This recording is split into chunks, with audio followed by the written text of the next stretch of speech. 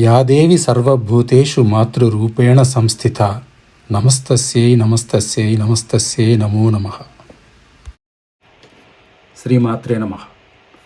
నేను గత వీడియోలో కామ్య హోమం చేస్తే దానివల్ల ప్రయోజనాలు ఎలా నెరవేరుతాయి, మన సంకల్పం ఏ విధంగా సిద్ధిస్తుంది, దాని ఒక హై లెవెల్లో ఒక ఓవర్వ్యూ చెప్పాను.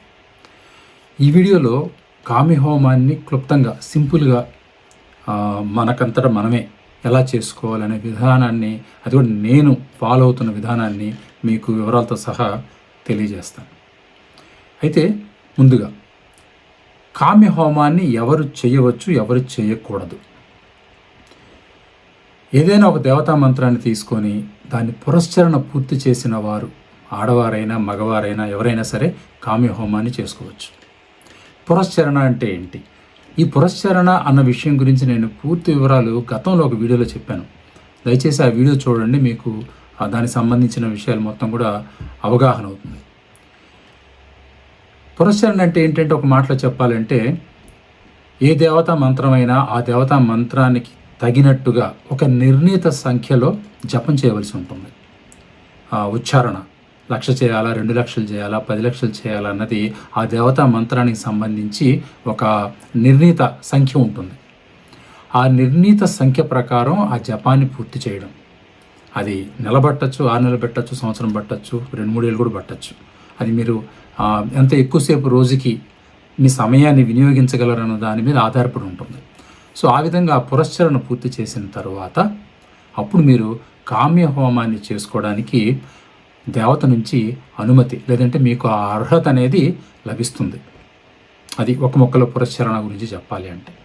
దాని గురించి పూర్తి వివరాలు దయచేసి నా గత వీడియోలో చూడండి.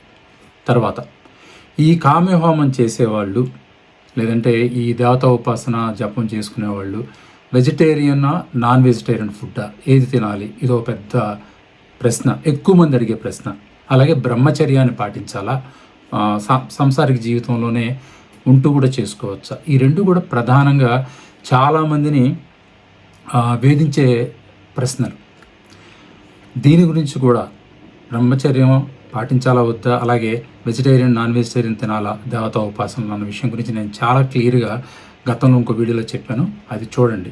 ఇప్పుడు కూడా దాని గురించి ఒక ముక్కలో చెప్పాలి అంటే, ఈ రెండు విషయాలు కూడా, అంటే వెజిటేరియనా ఆర్ నాన్ వెజిటేరియన్ తినడం, లేదు బ్రహ్మచర్యాన్ని పాటించాలా, పాటించకపోవడం, ఈ రెండు కూడా పాటిస్తూ, అంటే నాన్ వెజిటేరియన్ తినకుండా సాత్విక ఆహారంతో తగినంత ఆహారం తీసుకొని అసలు తక్కువ ఆహారం తింటూ, అలాగే బ్రహ్మచర్యాన్ని పాటిస్తూ ఏ దేవతా ఉపాసన అయినా, హోమమైనా, ఏదైనా సరే చేస్తే దానివల్ల అధిక ప్రయోజనం కలుగుతుంది. అంతేగాని ఆ రెండు కూడా వీటికి నిబంధనలు కాదు. నేను నాన్ వెజిటేరియన్ తింటాను, నేను ఇంక దేవతోపాసన చేయకూడదు, తప్పు. నేను నాన్ వెజిటేరియన్ తింటాను, హోమం చేయకూడదు, తప్పు. నేను బ్రహ్మచర్యం పాటించను, సంసార జీవితంలో ఉన్నాను, దేవతోపాసన హోమాలు చేయకూడదు, తప్పు. అర్థమైంది కదా? సో ఆ వివరాల కోసం దయచేసి నా గత వీడియో చూడండి. ఇప్పుడు ఈ హోమం ఎలా ప్రారంభించాలి, కామ్య హోమానికి చేసే ఆ సులువైన విధానం మొత్తం కూడా పాయింట్ బై పాయింట్ చెప్తాను. మరొక విషయం ఏంటంటే, ఈ మొత్తం కూడా ఈ వివరాలన్నీ కూడా నేను ఒక PDF డాక్యుమెంట్లో ఈ వీడియోకి డిస్క్రిప్షన్లో అప్లోడ్ చేస్తున్నాను, అది చూడండి. పురస్చరణ పూర్తయిన తర్వాత కూడా సాధకులు సాధ్యమైనంత వరకు ప్రతిరోజు తమ శక్తి కొద్దీ జపం చేస్తూనే ఉండాలి. దైనందిన జీవితంలో పని ఒత్తిడి వలన, వేరే కారణాల వలన 1-2 రోజుల మధ్యలో జపం చేయలేకపోయినా సమయం దొరికినప్పుడల్లా జపం చేస్తూ ఉంటే ఫలితం బాగుంటుంది.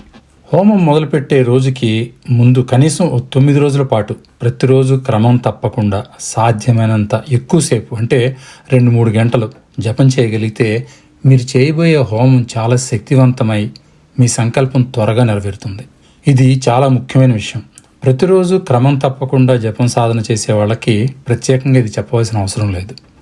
పురస్చరణలు పూర్తి చేసిన తర్వాత జప సాధనలో కొంచెం గ్యాప్ తీసుకునే వాళ్ళు ఉంటారు. వాళ్ళ కోసం ఈ విషయాన్ని ప్రత్యేకంగా చెప్తున్నా. హోమం చేయడానికి ముందుగా ఆయా దేవత మంత్రాన్ని, మీ సంకల్పాన్ని అనుసరించి కావలసిన హోమ ద్రవ్యాలు సిద్ధం చేసుకోవాలి. ఉదాహరణకి ఐశ్వర్యం కోసం మాతంగి హోమం అయితే గనక నల్లవి లేదా తెల్లటి నువ్వులు కలిపిన బియ్యం ఆహుతులుగా వేయాలి. అలాగే సర్వత్రా విజయం లేదా కార్యసిద్ధి కోసం గనక చేస్తుంటే జిల్లేడు సమిధులతో హోమం చేస్తే ఫలితం సత్వరంగా లభిస్తుంది. తర్వాత హోమం చేయడానికి అనువైన ప్రదేశాన్ని ఎంచుకోవాలి. అరణ్య ప్రాంతం అంటే బాగా చెట్లు ఎక్కువగా ఉండి మనుష్య సంచారం ఎక్కువగా ఉండని తోటలు వంటి ప్రాంతాలు చాలా అనుకూలంగా ఉంటాయి, శక్తివంతంగా కూడా ఉంటాయి. అవకాశం ఉంటే అమ్మవారి గుడి ప్రాంగణం, ఏదైనా శివాలయం లేదా నదీ తీరాలు కూడా చాలా శక్తివంతమైన ప్రాంతాలే. ముఖ్యంగా ఏంటంటే హోమం మధ్యలో మనకు ఆటంకాలు కలగకూడదు, ఎవరు మనల్ని డిస్టర్బ్ చేయకుండా ఉండాలి, అది ఇంపార్టెంట్.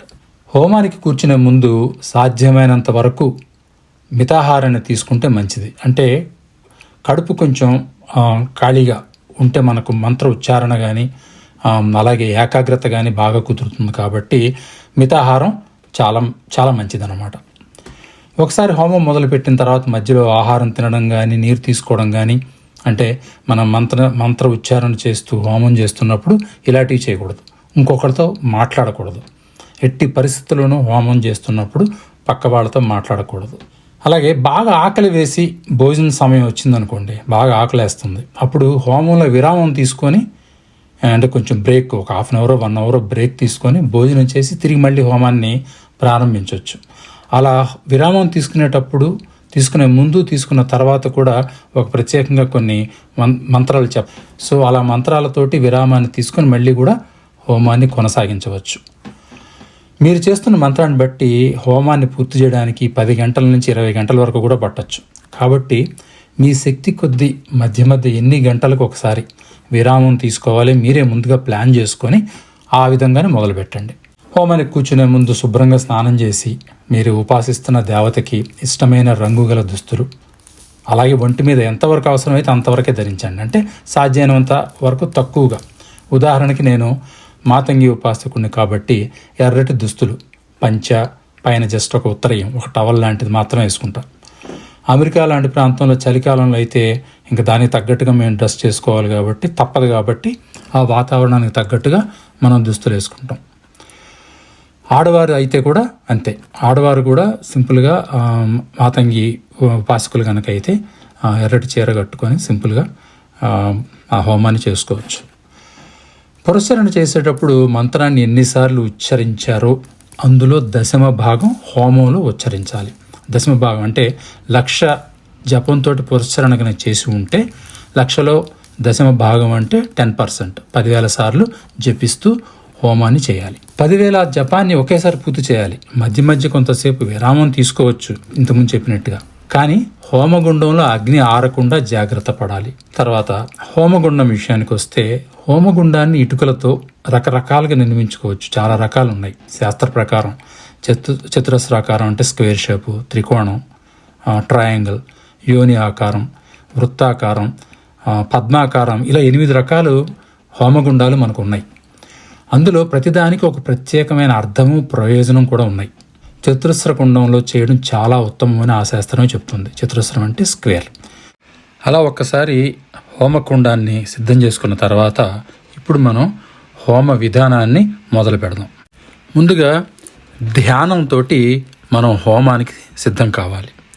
ధ్యానం ఏమిటంటే ఇక్కడ మీ యొక్క సంకల్పం సిద్ధించడం కోసం ఆ దేవతకి ధ్యానం చేయడం అన్నమాట. ముందుగా శ్రీ గురుభ్యో నమః అని గురువులకు నమస్కారం చేసుకొని మూలమంత్రాన్ని స్మరిస్తూ కలశంలో నీరు కొంచెం తీసుకొని కుండంలో చల్లాలి. అదేవిధంగా పసుపు, కుంకుమ, అక్షంతలు, పూలు హోమకుండంలో వేసి ఆ దేవతని నమస్కరించుకోవాలి. అలాగే హోమకుండానికి నమస్కారం చేయాలి. కుండం మీద 8 దిక్కుల యందు కూడా అక్షంతలతోటి ఇలాగా ఇవి చూపిస్తున్నట్టుగా ఈ మంత్రాలను చెప్తూ మనం పూజ చేసుకోవాలి. ఇప్పుడు అగ్నిపీఠ పూజ చేయాలి. అగ్నిపీఠ పూజకి కుండం లోపల, ధ్యానం అప్పుడు కుండం వెలుపల చేసాం. ఇప్పుడు కుండం లోపల 10 దిక్కులలో, ఇంతకుముందు 8 దిక్కులలో మన అక్షంతలతో పూజ చేసాం. ఇప్పుడు 10 దిక్కులతోటి అక్షంతలతోటి పూజ చేయాలి. ఈ పైన చెప్తున్నట్టుగా ఒక్కొక్క దిక్కు మీద మన అక్షంతలు వేసి ఆ మంత్రాన్ని చదువుతూ మనం ఆ పూజ పూర్తి చేయాలి. గుర్తుపెట్టుకోండి, ఇది 10 దిక్కులు. ఆ తర్వాత ఆసన పూజ చేయాలి. ఆసన పూజ ఈ మంత్రాన్ని చదువుతూ అగ్ని ఆసనానికి నమస్కారం చేయాలి. ఆ తర్వాత అగ్ని జ్వలనం అంటే మనం అగ్ని అంటించడం అన్నమాట. ఆ విధానంలో మీరు అగ్నిని మండించవచ్చు. మండించిన తర్వాత ఆ ప్రాసెస్, ఆ అగ్ని జ్వలనం చేయడానికి జాగ్రత్తగా మీరు గమనించినట్లయితే కుండం చుట్టూ ఇలా పలుకుతూ అగ్ని చుట్టూ రక్షా కవచాన్ని నిర్మించినట్లుగా భావిస్తూ నీరు పోయాలి. ఈ మంత్రాలతోటి అగ్నిదేవుణ్ణి మనం ముట్టించిన అగ్నిలో అవతరింపచేస్తాం. అంటే హోమకుండంలో మనం వెలిగించిన ఆ అగ్నిలో దేవతా శక్తి ప్రవేశిస్తుందన్నమాట. ఆ మంత్రాల్లో ఉండే శక్తి ఎంత అద్భుతంగా ఉందో చూడండి. ఇవే ఆ మంత్రాలు.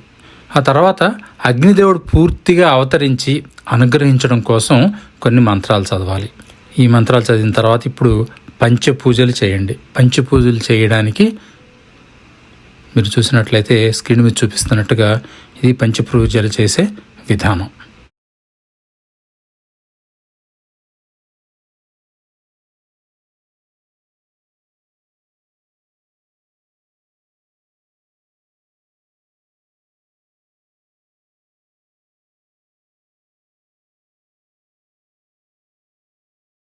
ఆ తర్వాత మీరు సాధన చేస్తున్న మూలమంత్రాన్ని 10 సార్లు ఉచ్చరిస్తూ దేవతను అగ్ని యందు అవతరింపచేయాలి. ఇక్కడ ఇష్టదేవత అంటే ఏ దేవత కోసమైతే మనం ఈ మంత్రహోమాన్ని చేస్తున్నామో ఆ దేవత అగ్నిలోకి అవతరించేట్లు చేస్తున్నాం మనం ఈ మంత్రాల ద్వారా, ఈ ప్రాసెస్ ద్వారా. నిజంగా నాకు ప్రతిసారి హోమం చేస్తున్నప్పుడు నా దేవతని, ఆ మాతంగి దేవతని అగ్నిలో అవతరింపచేసిన ప్రతిసారి కూడా ఒళ్ళు పులకరిస్తుంది.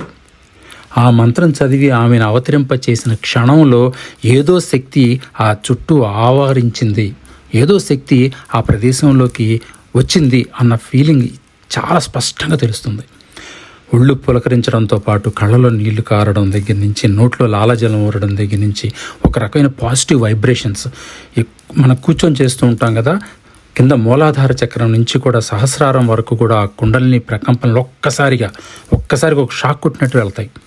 అది సాధకుడిగా నాకే కాదు, నా పక్కన కూర్చున్న వాళ్ళు, నా భార్య కావచ్చు, లేకపోతే ఇంకెవరైనా నా శిష్యులు కావచ్చు, ఎవరైనా సరే వీళ్ళందరూ కూడా ఆ అనుభూతిని చెందుతూనే ఉంటారు. ప్రతిసారి ఎప్పుడు హోమం చేసినా సరే ఆ మాతంగి దేవత అక్కడ అడుగు పెట్టగానే చుట్టుపక్కల ప్రాంతాలన్నీ ఒక వర్ణించడానికి అలవికాని శక్తికి లోనవుతాయి. అది ఒక అద్భుతమైన అనుభూతి, మాటలతో వర్ణించలేం. ఆ తర్వాత అగ్నిదేవత, ఇష్టదేవత ముఖాలు ఒకటి అవ్వడానికి మీ దేవత యొక్క మూల మంత్రంతో 25 ఆజ్య ఆహుతులు సురవంతో వేయాలి. ఇద్దరు దేవతల నాడులు ఒకటవ్వడానికి మరో 11 ఆజ్య ఆహుతులు మీ మూలమంత్రంతో హోమ గుండంలో వేయాలి. ఇప్పుడు దేవత అగ్నిలోకి అవతరించింది కనుక పాద్యము, అర్ఘ్యము, ఆచమనం, గంధము, పుష్పము, ధూపము, దీపము, నైవేద్యము సమర్పించాలి. ఆ తర్వాత మీ దేవత యొక్క మూల మంత్రంతో 10 ఆహుతులు వేయాలి.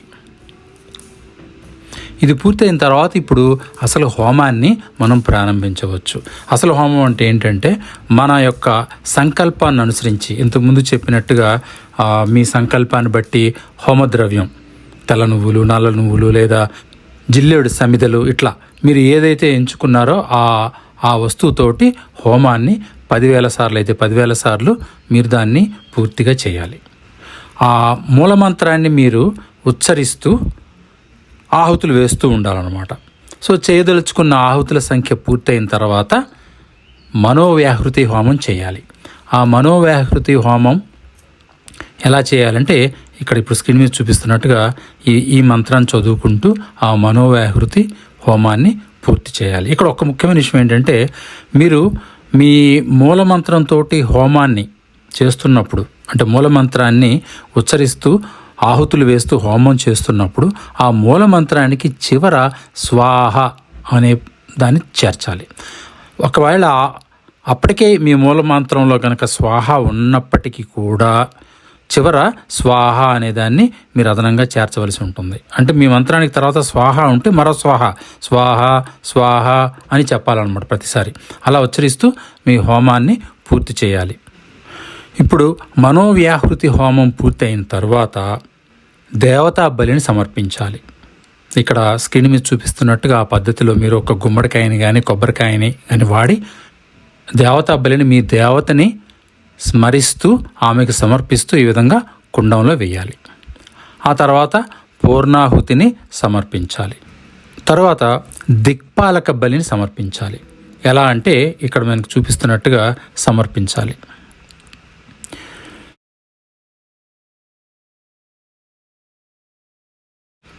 అలా బలిని సమర్పించిన తర్వాత చివరిగా భూత బలిని సమర్పించాలి. భూత బలి అంటే ఈశాన్యంలో ఆకు వేసి ఆకు మీద ఎర్రటి అన్నపు ముద్ద, ఎర్రటి అన్నం ముద్ద అంటే ఇక్కడ కుంకుమతో కలిపి ఎర్రగా తయారు చేసిన ఒక అన్నపు ముద్దని ఆ ఆకు వేసి ఆకు మీద పెట్టి మనం దాన్ని భూత బలిని సమర్పించవచ్చు. లేదంటే కొబ్బరికాయ కొట్టి ఆ కొబ్బరికాయలో కొంచెం కుంకుమ అది చల్లితే ఎర్రగా అయిపోతుంది కదా, దాన్నైనా కూడా భూత బలి కింద సమర్పించవచ్చు. అలా సమర్పించేటప్పుడు ఇక్కడ చెప్పిన ఈ మంత్రాన్ని మనం స్మరించాలి. చివరిగా ఏంటంటే హోమగుండం చుట్టూ 3 సార్లు ప్రదక్షిణ చేసి ఆ హోమగుండంలో ఏర్పడిన హోమ భస్మాన్ని నేతితో కలిపి తీసి బొట్టు పెట్టుకోవాలి. అయిపోయిన తర్వాత చివరికి ఆ దేవతకి, ముందుగా ఏ దేవతకైతే మీరు ఈ హోమాన్ని చేశారో ఆ విషయంలో అయితే మాతంగి దేవత కాబట్టి ఆ మాతంగి దేవతని మనం ప్రార్థించి, అమ్మ నా అభిష్టాన్ని నెరవేర్చి తర్వాత ఇక్కడి నుంచి నీ స్వస్థలానికి వెళ్ళిపో, మళ్ళా నేను పిలిచినప్పుడు నా దగ్గరికి రా అని ఆమెకు నమస్కారం చేసి ప్రార్థించి ఆ దేవతని సాగనంపేటప్పుడు చివరిలో అలా చెప్పుకున్న తర్వాత ఏంటంటే కుడి చేతిలో కొద్ది నీళ్లు పోసుకొని కుండంలో వదులుతాం అన్నమాట. తర్వాత ఇంకా అగ్నిదేవుడు కూడా ఉన్నాడు. ఇప్పుడు మన దేవత అగ్నిగుండంలోంచి ఆమె స్వస్థానానికి వెళ్ళిపోయింది.